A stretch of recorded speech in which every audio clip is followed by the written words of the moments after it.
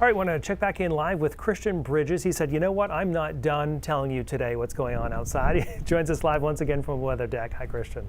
Hey, Brian. Yeah, just want to say, so great to work with Brian. I don't get the chance to very often, so always fun to work with Brian on the noon. But yeah, tracking the snow here in Portland, we're kind of in the lull zone between the two bands of heavy snow we're tracking, one to the north and one to the south. But I want to focus on the winds with this storm. It's been really impressive.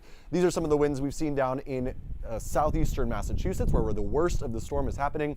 Look at that, Dennis, Massachusetts, 82 miles per hour, Nantucket, 78 miles per hour. We were really thankful we're not getting the worst of the winds, because that would be extensive power outages if we got these kind of winds in Maine. 73 miles per hour in Chatham, also on the Cape, in Martha's Vineyard, 71 miles per hour. Just the number of sites that have reported wind gusts over 65 miles per hour has been really impressive. Look at Boston Logan Airport, nearly 70 miles per hour. No wonder there's basically no flights getting out of there today. Now, of course, with winds like that, that's a blizzard.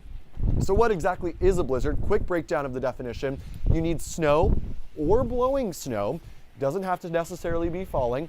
You also need sustained 35-mile-an-hour winds or frequent gusts to 35 miles per hour or greater, and you need that visibility less than a quarter mile. A lot of hoops to jump through to get an official blizzard, so that's why it can be tricky sometimes to say it's a blizzard, although with this one, I do think some spots in Maine will get official blizzard conditions. So live from this storm here in Portland, I'm meteorologist Christian Bridges. Brian, over to you. Flattery is always appreciated. Great to have you with us at noon today, Christian.